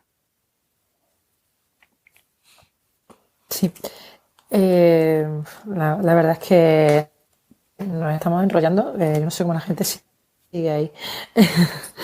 En realidad quedan 5 minutillos más o menos del tiempo que nos habíamos propuesto, así que creo que vamos a hablar de centros de presión, sobre todo porque llevamos nombrándolo ya un rato y no quiero que se quede ahí colgado y así pues podemos como terminar de darle un poco ese enfoque de las variables biomecánicas que tienen que ver con la orientación y el control y el equilibrio postural, por dejar un poco la estructura, ¿no? Que íbamos manteniendo y mantener la línea en el artículo y así pues para siguientes episodios pues los que estáis ahí si queréis os los podéis leer y divagamos más o menos y por lo menos no hacemos este pimpinela que nos estamos marcando Juan y yo.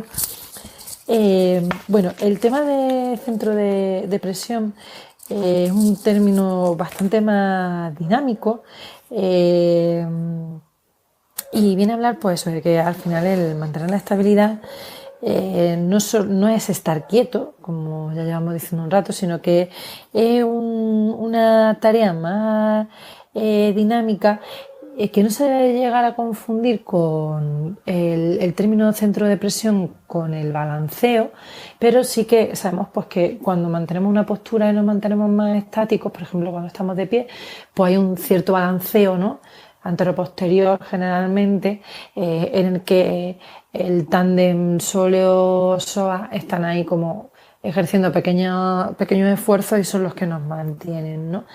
Y bueno, los autores hablan de este término de centro de presión como el área o la zona en la que el cuerpo está haciendo ese esfuerzo y ese empuje contra el plano para poder mantenernos estables.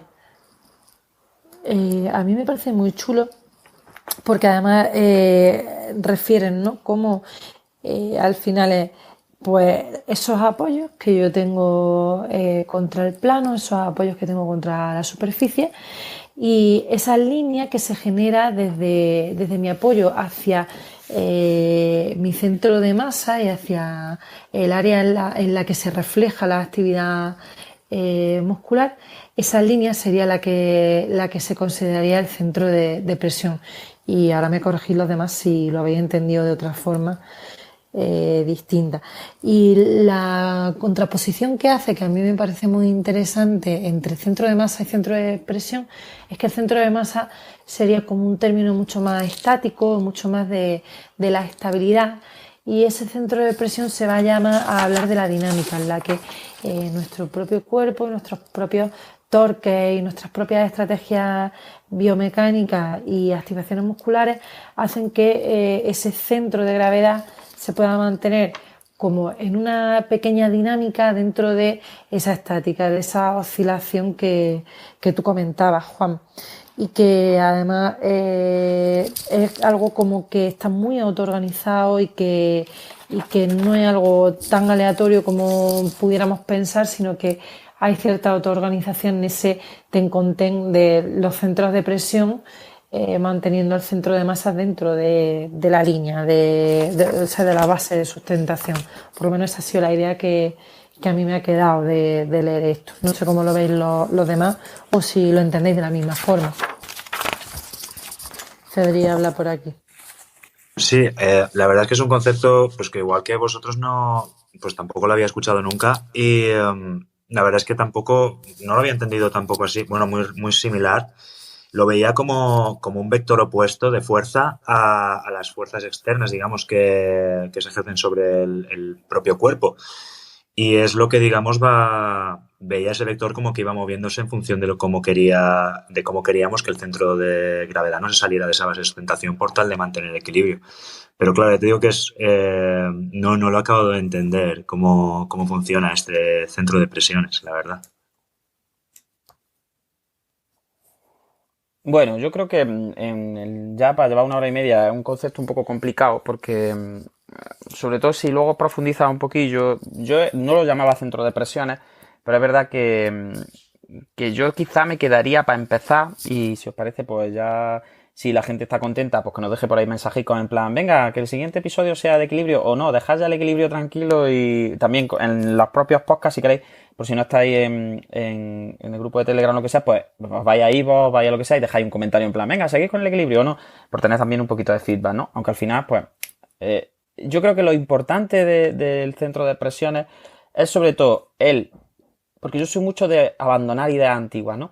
Las ideas que teníamos antes, como dice Cedric, eran un poco que tú con tus activaciones musculares generabas como una contrarrespuesta en la base. Entonces tú generabas esa contrarrespuesta y eso era como lo que evitaba que la gravedad te tirase abajo, ¿no? Entonces, el concepto de centro de presión que proponen estos autores es un concepto mucho más dinámico, mucho más sistémico en el sentido, a ver si se me entiende. Es la combinación entre no solo la estabilización que tú puedes hacer de forma activa, que eso era como un concepto mucho más reflexógeno, por así decirlo, un concepto mucho más de tú aprendes ciertas activaciones musculares y esas activaciones musculares te mantienen, sino que el sistema nervioso también se queda con no tanto el efecto de tus propias reacciones musculares contra la base y moviendo el centro de masa, sino al final con el resultado de la acción. Por tanto, en ese centro de presiones se combina tanto la activación muscular activa como el peso del cuerpo, como las características propias de la base, como el movimiento que se esté produciendo en otros segmentos, es decir, al final, como que las reacciones que tú estableces, tanto de respuesta como de anticipación, suman todas esas componentes. Y entonces, al final, desde el punto de vista práctico, lo que yo creo que vienen a decir los autores es, cuidado, no entendáis el centro de presiones como el sitio en el que tú estás empujando, que es lo que siempre se ha entendido, porque al final el sistema nervioso no genera respuestas de este tipo, no genera respuestas de yo tengo que hacer una activación empujándole a no sé cuánto.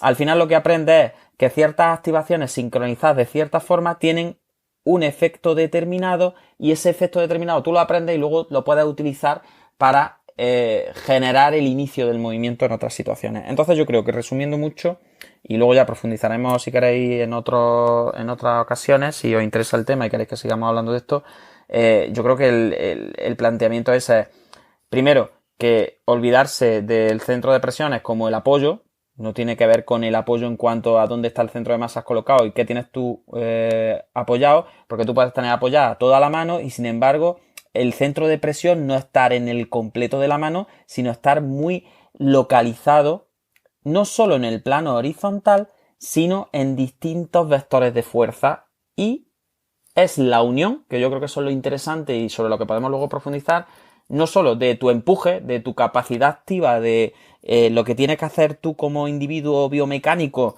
para empujarle algo, sino que también esas reacciones que tú encuentras y las características tanto de la superficie como de tu peso, como de qué estás haciendo, como qué otras partes del cuerpo tienes apoyadas, como dónde tienes la cabeza, como hacia dónde estás mirando, como no sé cuánto, es decir, toda esa mezcla tan sistémica y tan complicada, al final es la resultante de cuánto tienes que apretar tú de forma tridimensional sobre el plano como para unificar la gravedad, unificar el empuje y unificarlo todo en esa emergencia tan bonita que es, pues que al final te quedes de pie y puedas mover una mano.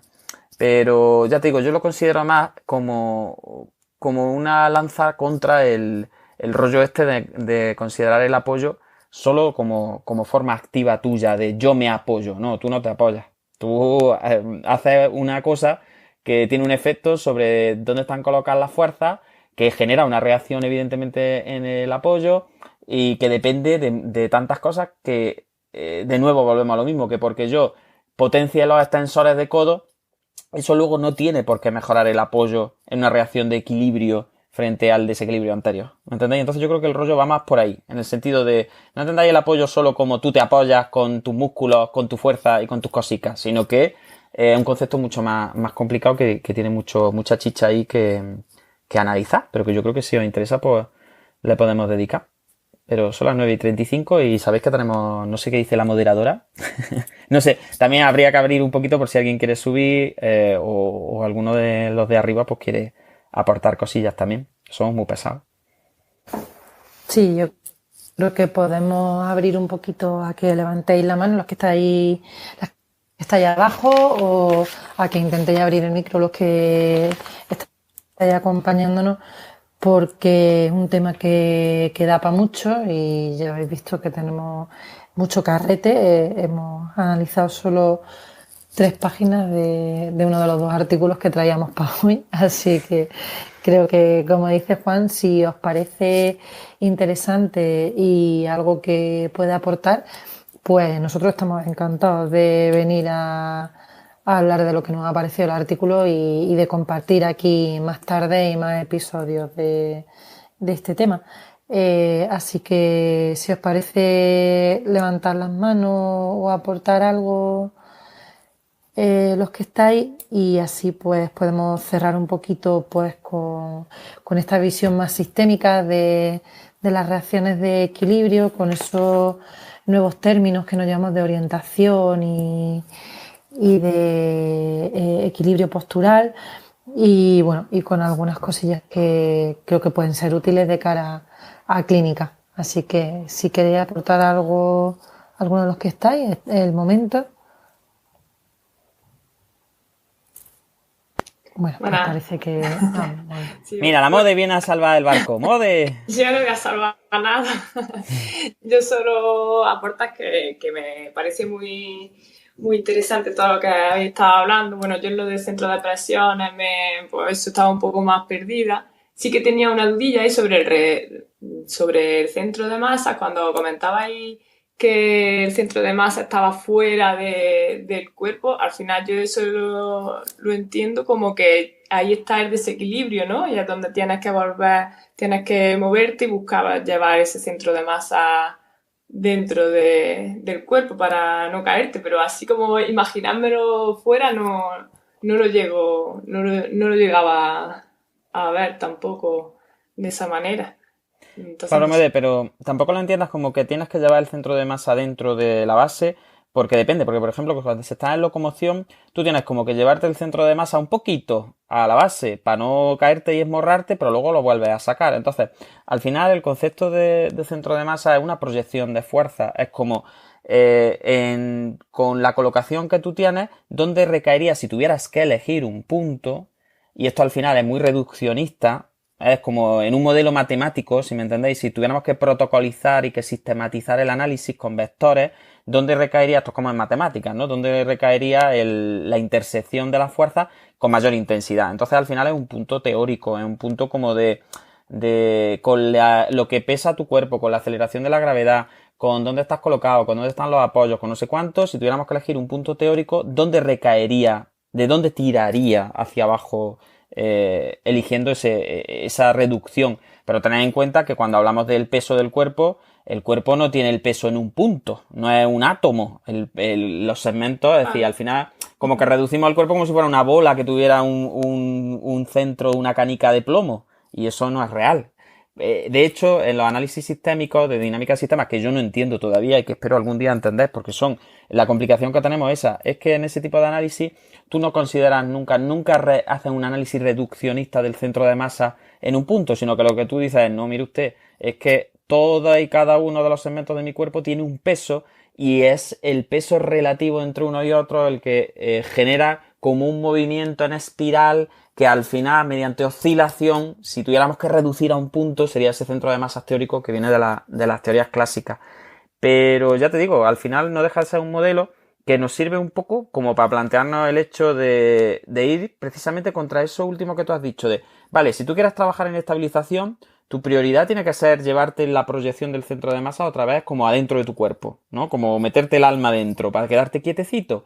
Pero la reflexión que a mí me parece interesante es, nosotros nos movemos cuando se nos sale el alma fuera, es decir, cuando el centro de masa se sale del cuerpo es cuando tú te mueves realmente, porque tienes que aprovechar la gravedad. Entonces, claro, es como que tú vas persiguiendo todo el rato esa proyección de fuerza. Y entonces, en una locomoción, al final tú lo que haces es como ir metiendo el centro de masa dentro de tu base, lo justo, dentro de tu cuerpo otra vez, lo justo y necesario para volver a desequilibrarte, volver a lanzar ese centro de masa afuera, volver a correr detrás de él, volver a controlarlo y al final nos movemos no empujando, como solíamos pensar, no es tanto empujar como evitar la caída, ¿no? Y yo creo que ese es el concepto interesante de ese centro de masa fuera del cuerpo. No es, yo cuando camino no voy empujándome ahí como si fuera empujándole a una pared, ¿no? Y voy desplazando todo el cuerpo con la fuerza de mis músculos, en equilibrio. No. Tú cuando vas caminando lo que haces es desequilibrarte lo justo para que el centro de masa caiga fuera de tu cuerpo, entonces tú corras un poco detrás de él, lances una reacción automática que genere como estabilidad lo justo y necesario para poder volver a lanzar un desequilibrio y volver a desplazarte hacia adelante. Entonces al final no vas controlando tú todos los parámetros del movimiento, sino que vas como, pues eso, como cuesta abajo y sin freno intentando no matarte. Es como tú controlas lo justo, pero el movimiento no nace de ti, sino que el movimiento nace de la conjunción entre la fuerza que tú aplicas y también la gravedad, la inercia y todos los factores externos. Por eso al final, como todo esto es tan complicado, lo único que podemos hacer es trabajarlo en contexto y trabajando mediante tareas que se parezcan lo máximo posible a lo que queremos trabajar. Y lo que no podemos hacer los fisios es seguir trabajando componentes y prerequisitos, esperando que por trabajar componentes y prerequisitos va a mejorar luego la gestión de un centro de masa que no está dentro de tu cuerpo. Esa es, yo creo que la reflexión por la que van los tiros en este. Por supuesto, este yo cuando lo comentaba y decía, pero ¿cómo es posible trabajar el equilibrio diciéndole a la persona, pues que te caes, echa el cuerpo hacia adelante, échalo? Es que eso es muy lento para la persona, para poder llegar a equilibrarse. Entonces, yo que me costaba. Yo no sé si es que, bueno, yo cuando empecé a trabajar con este tipo de pacientes, pues ya he estado en un ambiente más, pues con vosotros, ¿no? Ahí en AISE lo he vivido de esa manera y no llego, o sea, a concebir cómo puedes ayudar a una persona diciéndole no, que va hacia adelante, que va hacia atrás, en ese sentido. Pero Mode, fíjate que ya no es decirle que va hacia adelante, que va hacia atrás, es dejarlo quieto y hasta que no se mantenga quieto, no empezar a decirle que te vas a caer. ¿Sabes lo que te quiero decir? O sea, es que el rollo es peor de lo que tú planteas. Es decir, a mí lo que me explicaron no es desestabilízalo y avísalo de que se va a caer. No, a mí lo que me dijeron es, Juan, hasta que el tronco no esté estable, quieto, sin caerse, no puedes empezar a pegarle enviones a ver si saca las manos. Entonces, fíjate que lo que tú tienes tan naturalizado, pues ya te digo, yo vengo de una tradición de trabajo en el que ya no es avísale al paciente y trabájalo en explícito. No, era estabilización proximal, movilidad distal. Estabilización proximal, movilidad distal. Y esto era como el mantra de tiene problemas vestibulares, entonces... Claro, entonces, claro, luego, efectivamente, luego nos encontramos en clínica que eso funciona con los pacientes típicos, con ictus típicos, muy motores, con pacientes, esto ya si algún día llegamos al artículo de DAI, pues volvemos a eso. Eso funciona con pacientes cuyos principales problemas son sensitivos, motores, pero con pacientes cuyos principales problemas sean integrativos en cuanto a equilibrio, no funciona. Y por eso empiezas a trabajar, si tienes un poquillo de espíritu crítico, diciendo, bueno, pues a lo mejor no tengo la base teórica suficiente, pero me doy cuenta que yo, por mucho que estabilizo a un paciente en estático, luego no tengo una mejora de rendimiento en dinámico. Habrá pacientes con los que sí, porque transfieren bien el aprendizaje, porque tienen, ya te digo, una componente por la lesión o por la evolución que es muy estructural, pura y dura, y entonces pues tú trabajas estabilización proximal y es que les mejoras todo en la vida porque transfieren muy bien lo que aprenden en cualquier cosa, pero hay otros pacientes que tú, trabajando estabilización proximal, lo que mejora es la estabilización proximal en estático, pero luego eso no se lleva a ningún área. Entonces pues ya está, yo ya me callo y os dejo descansar y a ver si aportáis más cosillas por ahí. Quizás añadir a lo que comentabas con Mode, que no solo es que se pretenda generar, o clásicamente no se haya pretendido trabajar primero lo estático y luego de ahí ya pasamos, si acaso, a que te muevas, sino que clásicamente, o por lo menos yo lo he aprendido así también en algunas de las formaciones que hice al principio, y por las que luego hice el máster, ¿no? Y me formé más en otros ambientes porque veía que no llegaba a casi ninguno de mis pacientes. Es que normalmente pretendemos que por aumentar el tono o bajar el tono, los grupos musculares que se encargan, pues si generalmente esta persona se cae de boca, pues con aumentarle el tono extensor. Madre mía, Yolanda, como te metas ahí, estamos aquí hasta las 12 de la noche echando Billy, ¿eh? Madre mía, lo estamos abriendo ahí. No, pero voy a echar muy poca. Si esto al final es nuestro No, pero lo malo es que yo me conozco. Mira que había dicho que me callaba ya. Y me estáis buscando la boca, ¿eh?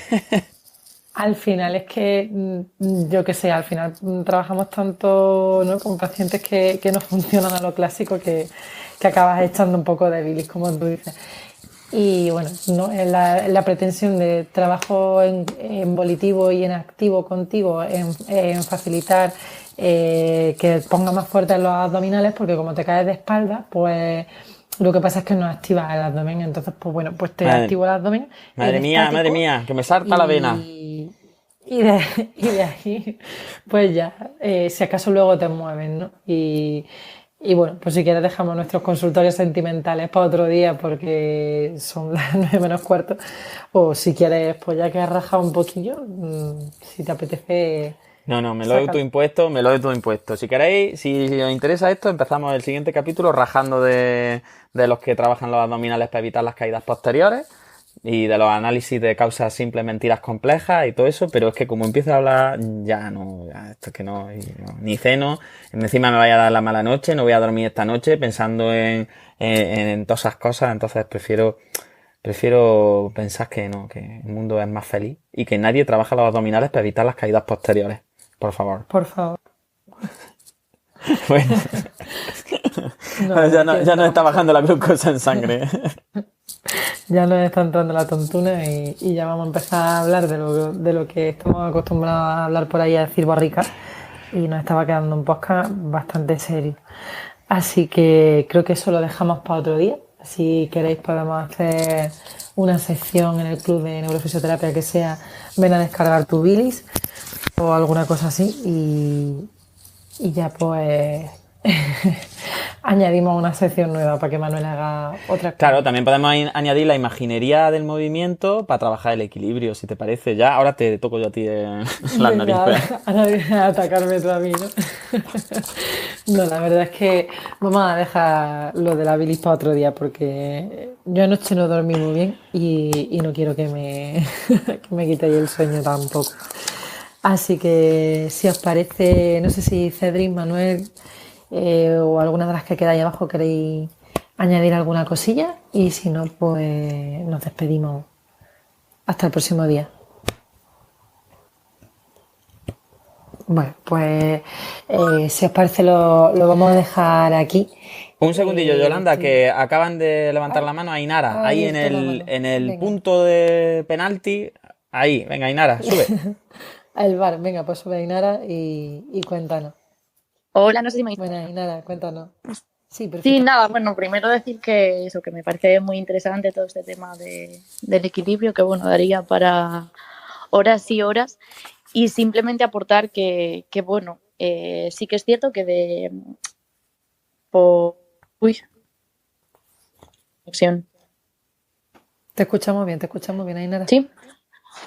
Nada, que por ejemplo, aquí, por ejemplo, en Cefine, que desde hace poco hemos implementado una unidad de equilibrio en la que nos estamos intentando eso, salir todo de esta concepción más clásica y demás, y buscando pues esas mejoras a través de movimiento, sí que hemos visto que muchos pacientes pues que siempre han estado un poco más estancados, más crónicos, en los que siempre se ha trabajado mucho lo que decía es de esa estabilidad proximal para ver si luego sacan y demás.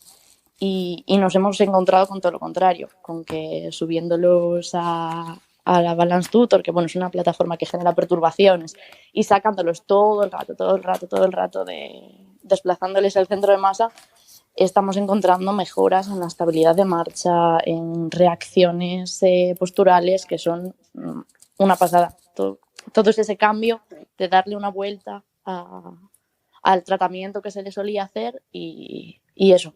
Simplemente por aportar que luego cuando se trabaja eso sí que se ven cambios muy, muy significativos. Totalmente, Ainara, muchas gracias porque sí que es cierto, ¿no? Que creo que a todos nos cuesta un poco ese cambio de paradigma y es importante, ¿no? Ver que se hace en más sitios y no somos solo los locos de AISE los que estamos ahí en ese Además, Ainara, mundillo. Ainara lo ha hecho muy bien porque creo que iba a ser la primera sala de Clubhouse del Club Neurofisioterapia en la que no hablaba un gallego. Entonces, mira, yo creo que acabo de caer ahora, digo, mira, claro, digo, mira, digo, ellos están ahí el Frente Gallego diciendo, che, aquí esto de que haya un capítulo en el podcast que no hable un gallego, muma, que la neurofisioterapia gallega viene ahí pegando fuerte, así que me parece estupendo. No se puede permitir. No se puede permitir. Tenemos que hacer siempre una conexión con Galicia, una conexión Granada-Galicia en todos los Neurofisio Club, sí, que aportan mucho además. Pues sí, es muy interesante el trabajo en movimiento para ir controlando el equilibrio y para ir mejorándolo y yo creo que podemos quedarnos un poco con eso, ¿no? Como idea final, la importancia del movimiento, la importancia de exponer a las personas con las que trabajamos al cambio y al meneo y a esa posibilidad de desequilibrarse y esa necesidad y esa importancia del desequilibrio precisamente para poder trabajar el equilibrio postural. Muchas gracias a las personas que habéis estado. Hemos estado pues casi unas 2 horas al final, muy, muy interesante. Ya os decimos que si os parece interesante podemos hacer más capítulos sobre este tema, porque al final solamente hemos revisado 3 páginas de el Oracle y el DAI es muy interesante y creo que puede aportar también una visión muy chula a clínica, así que os emplazo a las siguientes reuniones del Club de Neurofisioterapia, que ya sabéis que son todos los miércoles a las 8. Ya sabéis que el club está abierto a poder hacer otras reuniones y otras salas en otro horario distinto. Y a las que no estáis en el grupo de Telegram, si os apetece uniros y poder aportar, pues estaremos encantados de ir uniendo ahí voces y poder seguir trabajando. Simplemente tenéis que contactar con Juan, que es el que lleva el grupo y él se encarga de añadiros. Y bueno, pues acordaros que todo esto va a estar en podcast, iremos editándolo y subiéndolos poquito a poco en las plataformas que ya hemos comentado, en Spotify, en Apple Podcast, en Google Podcast y en iVoox. Y bueno, igual iremos añadiendo alguna más próximamente, pero por ahí ya nos podéis ir encontrando. Muchas gracias a Juan por el rato de Pimpinela que hemos echado, a Cedri, a Mode, a Manuel y a Inara por las aportaciones y a todas las que habéis estado también ahí abajo escuchando. Nos vemos la semana que viene, el miércoles que viene a las 8. Muchas gracias por estar ahí y hasta la siguiente. Ale, buenas noches, descansad y portaros bien, que mañana hay que trabajar, ¿eh? Que se ha acabado el estado de alarma, pero el virus sigue.